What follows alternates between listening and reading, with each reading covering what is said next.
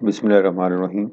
अस्सलाम वालेकुम स्टूडेंट। हमारे कल जो लास्ट लेक्चर मैंने अपलोड किया उसके अंदर इसके इनपुट और आउटपुट के काफ़ी सारे प्रोग्राम थे। पहले जो कॉमन मैंने उसमें परफॉर्म कर दिए, ये बल्कि उनकी डिटेल मैंने एक साथ खुल गई। ये तमाम प्रोग्राम उसमें शामिल थे। अब ऐसा करते हैं कि इनको ना जो मज़ीद इसमें से हो सकते हैं, मैं कोशिश करता हूँ कि इस लेक्चर में इनपुट आउटपुट्स को क्लोज़ कर दिया जाए और नेक्स्ट हम डिसीजन मेकिंग पे चले जाएंगे। तो इसी में अल्ट्रेशन है तो ठीक है, इसी में एक में, ताकि वो फाइल हमारी कंटिन्यूटी वाला मामला रहे।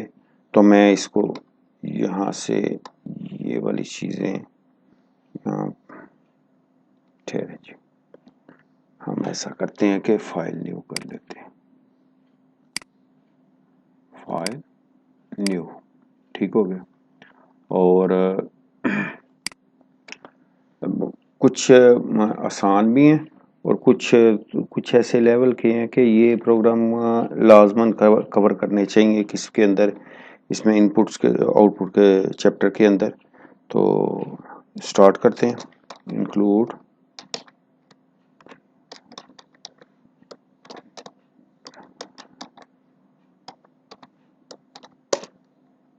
हैश इंक्लूड conio.h, ये कंसोल इन आउट का एब्रीविएशन है। वाइड मेन और यहाँ पे वाइड अगेन कर्ली ब्रैकेट और ये इसकी क्लोजिंग आ गई।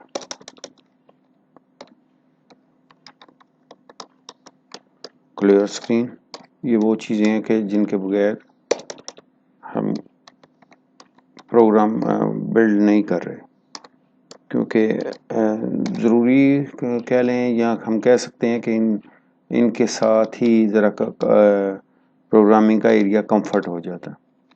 ठीक है जी।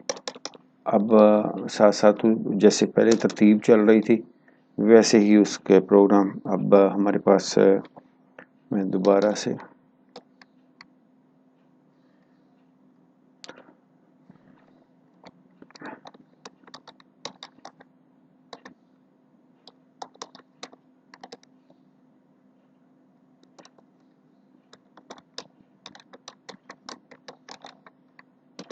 पहला प्रोग्राम इसका के हमारे पास अब 7 नंबर पे था।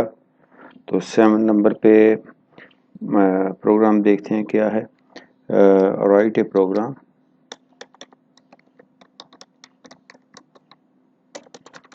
Sorry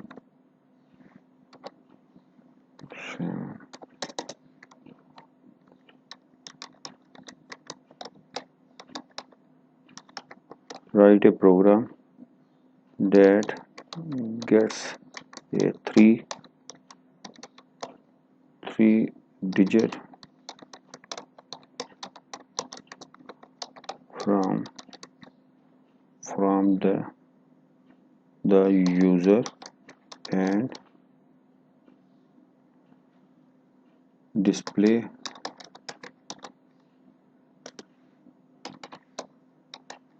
in reverse order। ठीक हो गया। जैसे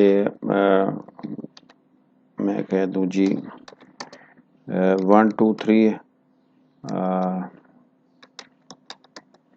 3 2 1 बन जाए। ठीक है जी।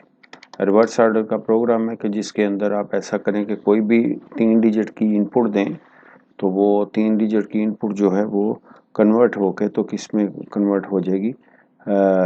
अगर 1 2 3 देते हैं तो 3 2 1, और अगर 3 2 1 है तो फिर उसको 1 2 3 कर दें। ऐसा कर देते हैं कि ये इंटीजर, तो a कॉमा b, ये 2 वेरिएबल आ गए और सॉरी नम का नंबर कर लेते हैं और प्रिंट है enter.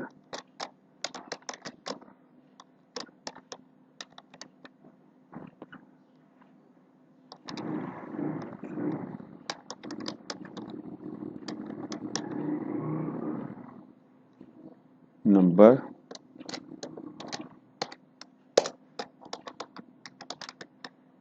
Scanner percentage d. Number single ही है, मीन के नंबर से मुराद है सिंगल, इस तरह से कि एक ही अमाउंट है, लेकिन वो कम से कम 3 डिजिट पे बेस कर रही है। एड्रेस ऑपरेटर और यहाँ पे नम आ गया। ठीक हो गया जी। अब इसका फार्मूला क्या बनेगा, तो ये ऐसा है कि वो रिमाइंडर के थ्रू सारा काम करवाया जा रहा है। तो पहले देखते हैं कि नंबर के अंदर क्या है। पहला वेरिएबल हमारे पास था ए, इसके अंदर क्या स्टोर करवाया, इसके अंदर हम ऐसा करेंगे कि नम को क्या डिवाइड कर लिया जाए 100 से। 100 से डिवाइड करने से क्या होगा कि अगर फॉर एग्जांपल आपने 1 2 3 दिया तो 100 से डिवाइड करने के बाद ये हमारे पास क्योंकि फ्रैक्शन वैल्यू तो आएगी नहीं, मीन के फ्लोट वैल्यू नहीं आएगी, क्योंकि हमने इंटीजर डिक्लेयर किए हैं। इंटीजर डिक्लेयर किए हैं तो यहाँ पे इसमें जो स्टोरिंग वाला मामला होगा वो क्या आ जाएगा, 1 इसमें आ जाएगा। तो 1 आया, उसके बाद हम वेरिएबल जो नम है इसको रीवैल्यूड करवा लेते हैं। रीवैल्यूड क्या कि जो बाकी बच जाए वो इसमें आ जाए, तो उसका तरीका का रिमाइंडर के थ्रू होता है। तो दूसरी अटेम्प्ट में हमने क्या किया है, नम डिवाइडेड परसेंटेज का साइन, ये बेसिकली किसके लिए है, रिमाइंडर गेट करने के लिए। तो जो भी डिवाइड करेंगे जो बाकी बच जाएगा, जैसे 23 बच रहा है तो ये किस में आ जाएगा, नम के अंदर। अब दोबारा से हमारे पास बी वैल्यू आ गई, अगेन वही स्टेप, लेकिन एक ज़ीरो कम हो जाएगा क्योंकि 2 डिजिट में रह गया। तो 2 डिजिट में रह गया तो हम नम डिवाइडेड बाय 10 कर लेंगे और वही रिमाइंडर वाला सिलसिला फिर अगेन नम किसके इक्वल है, परसेंटेज और सॉरी नम परसेंटेज और 10 रिमाइंडर इसमें। अब देखें कि मैं ये सारी चीज़ 1 बाय 1 आपको क्लियर अभी करता हूँ। तो इसमें देखते हैं कि हमारे पास किस तरह से ये सारे आंसर कलेक्ट हो रहा है। प्रिंट है, क्योंकि बुक में तो जिस तरह से दिया गया है वो सिर्फ बोल के बताया जा सकता है, लेकिन इस तरह से बताना ज़रा मुश्किल हो जाता है कि उनकी में वेरिएबल में वैल्यू कैसे कैसे आ रही है। बोलने वाला तो बोल देता है, लेकिन जो स्टूडेंट समझ रहा है उनके लिए ज़रा परेशानी का बायस होता है कि उसमें वैल्यूज़ कही जाए कि इसमें ये स्टोर हो गई, इसमें ये स्टोर हो गई, तो स्टूडेंट को ज़रा थोड़ा सा लेट जाके ये चीज़ क्लियर होती है। तो मेरा ख्याल है कि प्रैक्टिकल में सामने आप देखेंगे कि वो कॉन्सेप्ट जो काफ़ी देर के बाद जाके क्लियर होना है वो एकदम से आपकी क्लियरेंस में आ जाएगा। ये मेरा ख्याल ठीक हो गया। अब पहले तो इसको एक दफ़ा एग्जीक्यूट करके देख लेते हैं, फिर फर्दर इस पर थोड़ा सा एक्सपेरिमेंट करेंगे तो आप 100% इसकी जो लॉजिक है वो क्लियर हो जाएगी। पहले सेव कर लें, इसको सेव करते हैं किस नाम से, REV कर लें, रिवर्स ऑर्डर .cpp बन गया। कंट्रोल F9 किया, उसी पे मैं रहता हूँ 1 2 3, तो इसको क्या कन्वर्ट हो जाना चाहिए 3 2 1। साथ उसके भी टेक्स्ट लिखना है, मैं वो चीज़ें क्लियर करता हूँ। अभी थोड़ा सा इसमें वर्किंग है रिवर्स ऑर्डर।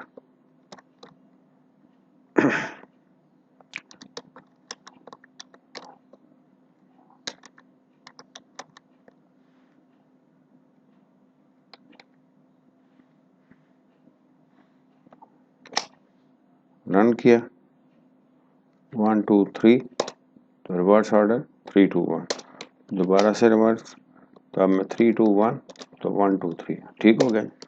अब इसकी रेंज जो है वो हमारे पास 100 से स्टार्ट हो जाता है और 999 तक ये सारे फिगर इसमें आ जाते हैं। अब देखें जी, पहली अटैम्प्ट में ना हम एक मैं प्रिंट एफ लिख लेता हूँ ताकि आप लोगों को ये चीज़ क्लियर होती जाए कि ये वैल्यूज़ कैसे कैसे चेंज हो रही है। तो परसेंटेज डी सॉरी, और यहाँ पे हमारे पास आ जाएगा क्योंकि हमने ये देखना है कि ए में क्या आ रहा है। तो ए में जी हमारे पास आ रहा है, इधर ए को प्रिंट करवाते हैं। तो आप देखना कि ए की वैल्यू, इसको मैं डिसेबल कर देता हूँ ताकि ए की आउटपुट आए। अब उसने ए की वैल्यू बतानी है तो वही 1 2 3 मैं इनपुट भी वही करता हूँ 1 2 3। तो ए में क्या आ रहा है, 1 आ रहा है। ठीक है जी, ये मैंने बताया था कि ए में क्या आ जाएगा, 1 आ जाएगा। इसके बाद हम ऐसा करते हैं कि हमें पता लगना चाहिए कि नम के अंदर क्या आ रहा है।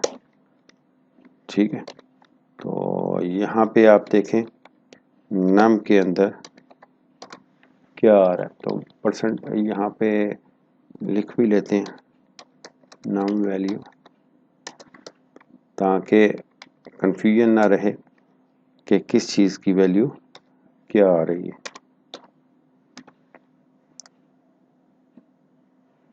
ठीक है जी, कंट्रोल F9 1 2 3। तो ए में 1 था और नम के अंदर क्या आ रहा है, 23 आ रहा है। ए में वो आप करना भी चाहें ना तो ए वैल्यू या वैल्यू ऑफ ए, दोनों चीज़ें लिखी जा सकती हैं। ठीक हो गया। अब तीसरी चीज़ जो है, अब हमने लिखना है कि बी के अंदर क्या आ रहा है।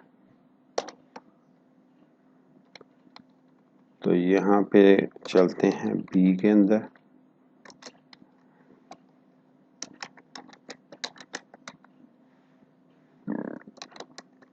ठीक हो गया, रन करते हैं इसको। 1 2 3। तो आप देखें value of a is 1, num value क्या है 23 मीन के नंबर में, और वैल्यू ऑफ बी इज़ 2। अब जो सिर्फ चेंज होने वाली रह गई है वैल्यू, वो किसकी है, दोबारा से हमारे पास नम की, जो लास्ट वैल्यू नम की आती है, जो लास्ट वैल्यू नम की आएगी उसको एक दफ़ा फिर से हम प्रिंट करवा लेते हैं। ये लाइन दोबारा से इधर प्रिंट आ जाएगी। तो आप देखें, इसको रन करके देखते हैं। Control F9। तो मैं कहता हूँ 1 2 3। तो आप देखें हमारे पास वैल्यू ऑफ ए में जब हमने 100 से डिवाइड किया तो इसमें क्या आ गया, 1। फिर उसके बाद परसेंटेज का साइन मीन का रिमाइंडर गेट किया कि बाकी क्या बच गया 100 से तकसीम करने के बाद। तो 23 बच गया किसके अंदर, नम के अंदर। फिर क्या किया गया कि बी को के अंदर स्टोर क्या करवाया, 23 डिवाइडेड बाई 10। तो जब 10 से डिवाइड 23 को करते हैं तो 23 क्या करता है, तो हमारे पास ज़री बात है 2 जो है वो 2 की वैल्यू जो है वो डिवाइड होने के बाद आ जाएगी, और जो रिमाइंडर रह जाएगा वो 3 है। तो वो किस में होगा रिमाइंडर, नेक्स्ट जब हम वही स्टेप फिर परसेंटेज के साइन के साथ करते हैं तो हमारे पास 3 नम की वैल्यू बन जाती है। इस तरह से हमारा ये रिवर्स ऑर्डर भी कंप्लीट हो जाता है। तो अब ऐसा करते हैं कि ये साथ अगर आप करना चाहें कि रिवर्स ऑर्डर भी प्रिंट करें 1 2 3। आप देखें लास्ट पे रिवर्स ऑर्डर भी आ रहा है और 1 2। हमें बाकी चीज़ें ये करने की ज़रूरत तो नहीं होती, लेकिन मैंने इस वजह से कर दी कि ताकि अगर कोई कन्फ्यूजन है कि फार्मूले में हमें समझ नहीं आ रही कि ये क्या चीज़ है, कि इसमें ये वैल्यू आ गई, इस तरह से ये वैल्यू आ गई, तो वो अलग अलग से अगर कोई चेक करना चाहे तो फिर वो चेक की जा सकती हैं, और ना ही इन चीज़ों की ज़रूरत नहीं थी। ठीक है, सिर्फ और सिर्फ इतना फार्मूला है कि जिसके अंदर जाके आप फर्दर कोई और स्टेप ना भी करेंगे तो फिर भी कोई फ़र्क नहीं पड़ेगा। हाँ, यहाँ पे एक चीज़ क्लियर करता चलूँ कि जब हम ये एरिया में लिखते हैं percentage D percentage D percentage D, तो आप देखें ये 3 दफ़ा क्यों लिखा है, क्योंकि तीनों में अलग अलग से वैल्यू थी। तो हम जब इसमें बैकस्लैशन नहीं लगाते तो वो एक ही रो के अंदर प्रिंट करवा देता है। तो कुछ स्टूडेंट सोचते हैं ये स्टार्ट पे बैकस्लैशन तो लगाइए, तो ये असल में न्यू रो के लिए लगा दी। अगर परसेंटेज डी के अलग अलग अंदर इधर अलग अलग लगाई जाए तो फिर यही चीज़ अलग अलग से शो होना शुरू हो जाएगी। ये ज़ाहिर बात है, जो पहली अटैम्प्ट में आया वो क्या था 1, दूसरी अटैम्प्ट में आया 2, तीसरी अटैम्प्ट में आया 3। तो ये सारी चीज़ें जो हैं वो रिवर्स ऑर्डर में तभी प्रिंट हो रही हैं कि हमने सारी चीज़ों को रिवर्स ऑर्डर में तरतीब चेंज कर दी। ए में 1 आया था तो ए को एंड पे कर दिया, बी में 2 आया था उसको मिडल में कर दिया, नम में 3 आया था उसको सबसे पहले प्रिंट करवा रहे हैं। तो तरतीब चेंज हुई है तो वो रिवर्स ऑर्डर में आ गया हमारे पास। नेक्स्ट प्रोग्राम भी इंतहाई इंपॉर्टेंट काउंट किया जाता है। इसमें 2-3 चीज़ें इकट्ठी आ जाएंगी। Write a programme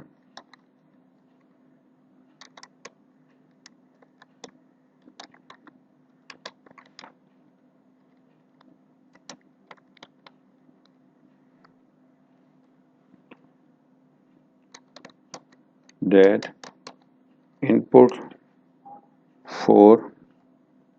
four inputs कह लें या इनपुट 4 कह लें, 4 इनपुट्स कह लेते हैं, ठीक है। 4 इनपुट्स का मतलब ये है कि 4 अलग अलग से नंबर, 4 दफ़ा स्कैनएफ आ गया। 4 इनपुट्स एंड कैलकुलेट्स द सम आ जाए, एवरेज आ जाए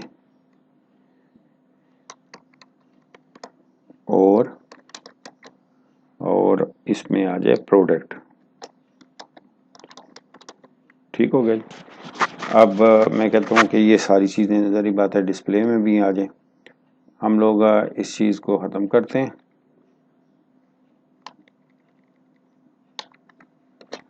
ये पहला प्रोग्राम ख़त्म हो गया।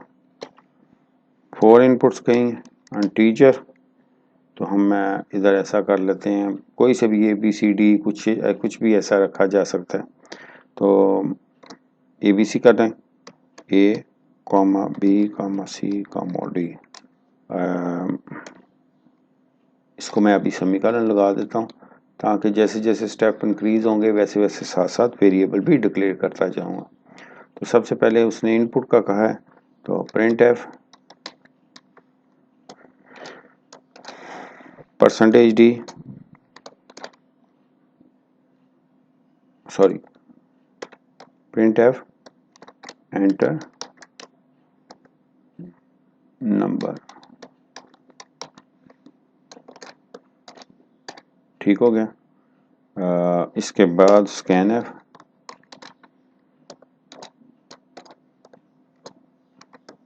%d एंड % और a, ये एक इनपुट होगी। ठीक है, यही 4 दफ़ा करना तो आप कॉपी कर लें, 1 दफ़ा पेस्ट, 2 दफ़ा पेस्ट और 3 दफ़ा पेस्ट। और अब जारी बात है, पहले में A था तो दूसरे में क्या हो जाएगा B, तीसरे में क्या हो जाएगा C, चौथे में क्या हो जाएगा D। ठीक है जी। इसके बाद हमने पहली चीज़ जो प्रोग्राम को साथ साथ रीड करते हैं, यहाँ पे आप देखो right a programme 4 input number, calculate क्या करना था सबसे पहले सम। ठीक है, किसका, ऑल नंबर्स का। ठीक है, प्रोडक्ट और ये कंप्लीट भी इधर भी प्रोग्राम को।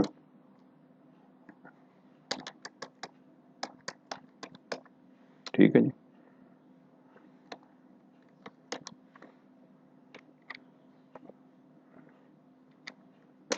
ये आ गया। तो सम किसके अंदर करना है, मैं ज़रा किसको थोड़ा सा शॉर्ट कर लेता हूँ कि ऐसा कर लिया जाए printf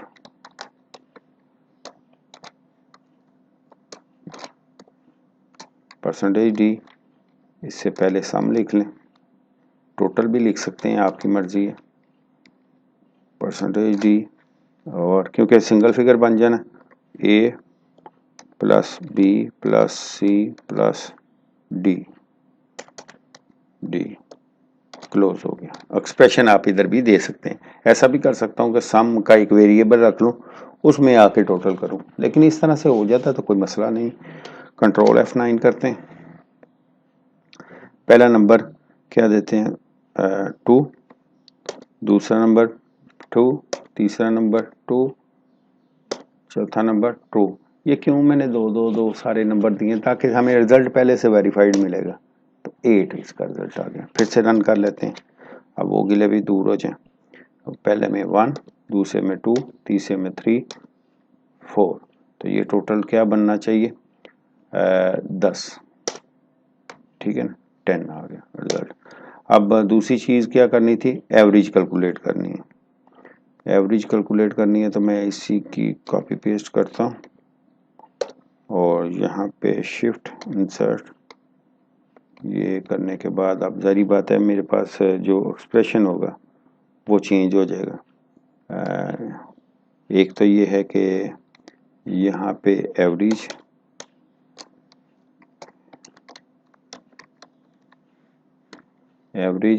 तो जब भी डिवाइड का आ जाएगा तो आपका फॉर्मेट स्पेसिफाई हमेशा याद रखें, परसेंटेज एफ हो जाएगा। अब मैं कहता हूँ a plus b plus c plus d, ये 4 है, तो एवरेज निकालने का फार्मूला यही है कि जितने हों उन सारों को सम करें और डिवाइड उतने पे ही कर दें। 4 नंबर हैं तो 4 से डिवाइड, अगर सिर्फ ए बी सी होता तो 3 से डिवाइड कर देते, इसी तरह ए बी होता तो 2 से डिवाइड कर देते। अब देखें जी रन करके, बल्कि मैं ज़रा बैकस्लैश n लगा दूं ताकि न्यू लाइन अलग से आ जाए। कंट्रोल F9 किया, तो ऐसा करते हैं कि पहला 1, दूसरा 2, तीसरा 3, 4, डबल क्लिक होगा,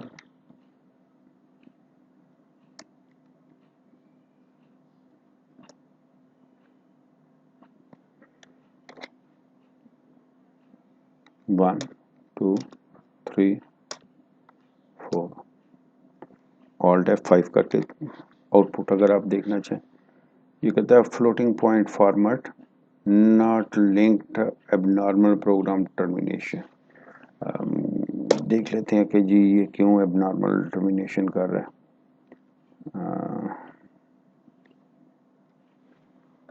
हो सकता है वो कैलकुलेशन में ना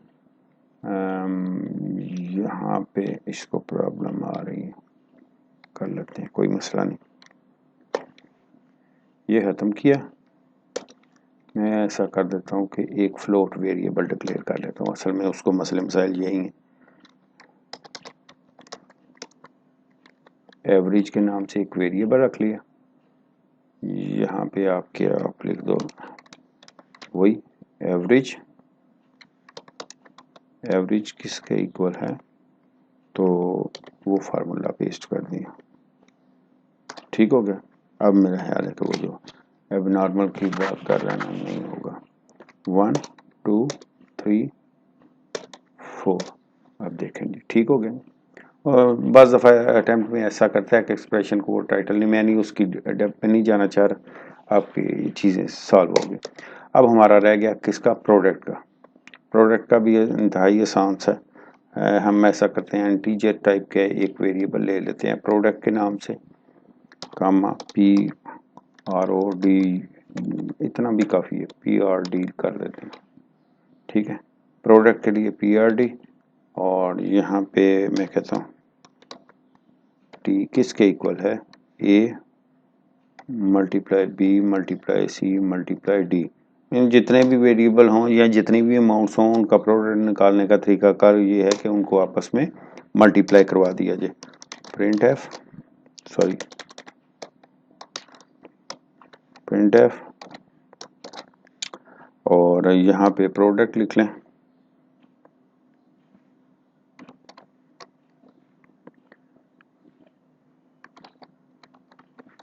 प्रोडक्ट पहले से ही बैकस्लैश n लगा देते हैं ताकि न्यू लाइन में आए, और परसेंटेज ज़ाहिर बात है इंटीजर है तो किस में आना चाहिए, परसेंटेज डी और यहाँ पे PRD।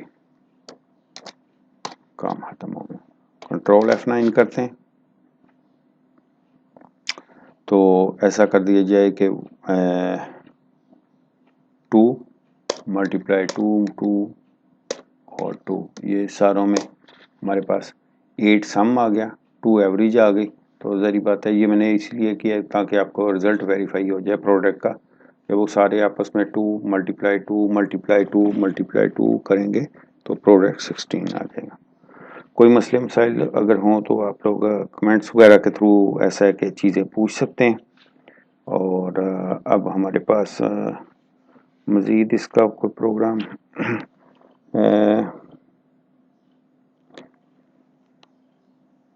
एरिया कैलकुलेट करने का एक रहता है, मैं कोशिश करता हूँ जी उसको भी अभी क्लियर कर लेते हैं। ठीक है, चलें जी। अब नेक्स्ट प्रोग्राम की तरफ, ये लास्ट वन इसका, ये हमारा हो गया था 8। अब अगले प्रोग्राम पे चलें। ये तरतीब इसलिए ऊपर लिख रहा हूँ ताकि अगर कोई पर्टिकुलर प्रोग्राम देखना चाहे ना तो उसके अंदर उसको ये ज़रूरत ना पड़े कि वो सारी वीडियो देखेगा तो उसको पता चलेगा। वो अगर उस तरतीब से पता लगे अच्छा इस पे पहुंच गया, इस पे पहुंच गया, तो वो उस तरतीब से अपने प्रोग्राम को आसानी से इस फाइल के अंदर तलाश कर सके।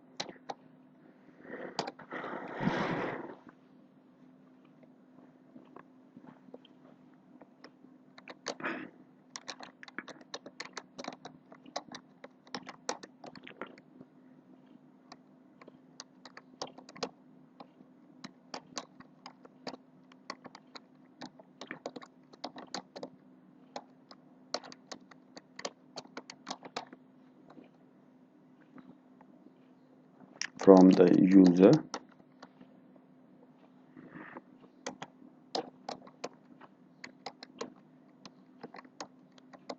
calculate its volume and surface area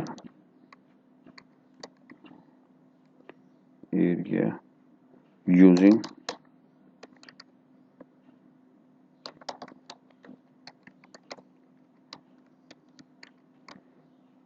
area. ये पाई आर वाला फार्मूला इसमें लिखना है हमने। तो पाई आर के फार्मूले में हम क्या करते हैं कि पहले एरिया के फार्मूले में हमारे पास 4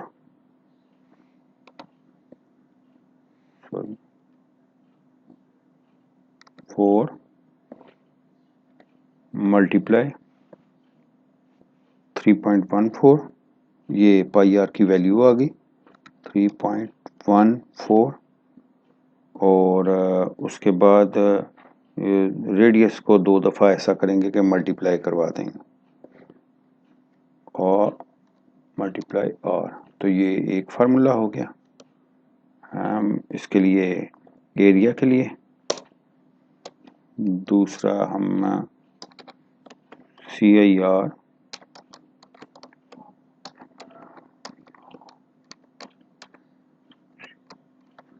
ये किसके इक्वल है, ये इक्वल है जी 4 डिवाइडेड बाय 3 और पाई आर की वैल्यू क्या आ जाएगी इसमें, मल्टीप्लाई बाय 3.14। सॉरी, मैं असल में डायरेक्टली टाइप कर रहा था तो वो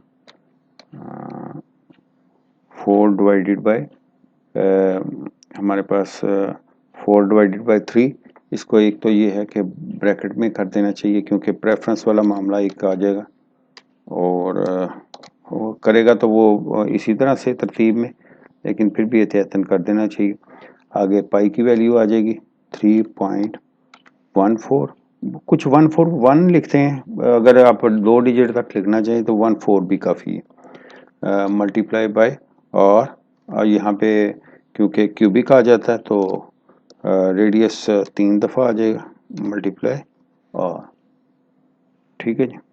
ये हमारा फार्मूला हो गया कंप्लीट। और की वैल्यू क्योंकि पावर 3 होती है तो ये 3 दफ़ा। प्रोग्राम इतना बड़ा नहीं है जितने इसके फार्मूले बड़े नज़र आते हैं। तो जी पहले तो प्रीवियस प्रोग्राम को मैं रिमूव कर दूं। इसके वेरिएबल, पहला वेरिएबल जो है इसका रेडियस का और कर लें, एरिया का ए आर एरिया और सी आई आर उसका कर लेते हैं। अब जी मेरे पास जो चीज़ें हैं कि पहले इनपुट आ जाए किस हमारे पास, क्योंकि सारे जो भी फार्मूले हैं उनके अंदर सिर्फ रेडियस कोई नहीं है हमारे पास, तो रेडियस का आर जो रखा हुआ है तो उसी की इनपुट कर लेते हैं। प्रिंट एफ एंटर नंबर और स्कैन एफ, तो परसेंटेज एफ क्योंकि फ्लोट था और एंड परसेंट और ठीक हो गया। अब हमारे पास जो फार्मूले हमने लिखे थे वो एज इट इज़ इधर आ जाएंगे, क्योंकि पहले एरिया का फार्मूला क्या है, तो मैं थोड़ी सी आप लोगों को क्लियर करने के लिए कि जैसा फार्मूला था वो एज इट इज़ मैं उठा के तो इधर कॉपी पेस्ट कर लेता हूँ।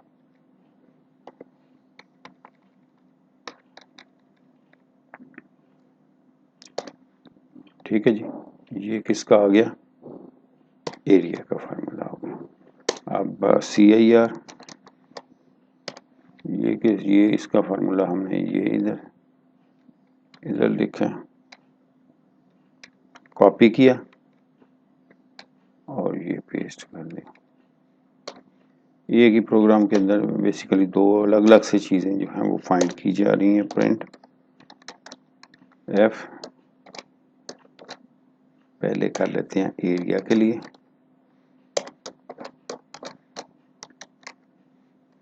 एरिया परसेंटेज एफ और यहाँ पे क्या आ जाएगा, एरिया। ठीक हो गया जी। और दूसरा उसके लिए सी आई आर के लिए प्रिंट एफ परसेंटेज एफ, यहाँ पे कंप्लीट लिख देना चाहिए ने, C I R C U M F E और ई एन सी ई और क्लोजिंग, और यहाँ पे क्या चीज़ आ गई, सी आई आर, क्योंकि जो डिक्लेयर हमने किया हुआ है ना ये फार्मूले में और ऊपर जो टॉप पे है तो वो शॉर्ट मैंने कर दिया था, सी आई आर था सिर्फ, तो